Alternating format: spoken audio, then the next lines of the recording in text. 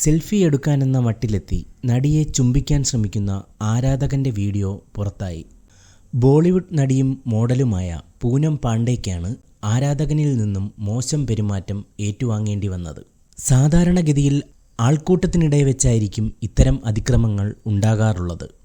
എന്നാൽ പൂനം പാണ്ഡെ റോഡരികിൽ ഒറ്റയ്ക്ക് നിൽക്കുമ്പോഴാണ് ഈ സംഭവം നടന്നത്.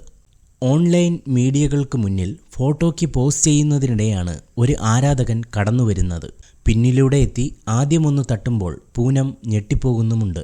എന്നാൽ ഫോൺ കാട്ടിയതോടെ സെൽഫി എടുക്കാനെന്ന് കരുതി നടി ഒപ്പം നിൽക്കാൻ തയ്യാറായി.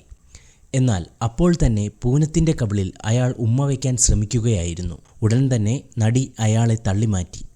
2011 ക്രിക്കറ്റ് ലോകകപ്പിൽ ഇന്ത്യൻ ടീം വിജയിച്ചാൽ സ്റ്റേഡിയത്തിൽ പൂർണ്ണ നഗ്നയാകുമെന്ന് പ്രഖ്യാപിച്ചതോടെയാണ് പൂനം പാണ്ഡെ പ്രശസ്തയായത്. എന്നാൽ ആ വർഷം ടീം ഇന്ത്യ കപ്പ് നേടിയെങ്കിലും BCCI അനുവദിച്ചില്ലെന്ന് പറഞ്ഞ് പൂനം പാണ്ഡെ തടിതപ്പി. കഴിഞ്ഞ വർഷം സെർവിക്കൽ ക്യാൻസർ ബാധിച്ച് മരിച്ചുവെന്ന് വ്യാജ പോസ്റ്റ് തയ്യാറാക്കിയിട്ടിരുന്നു.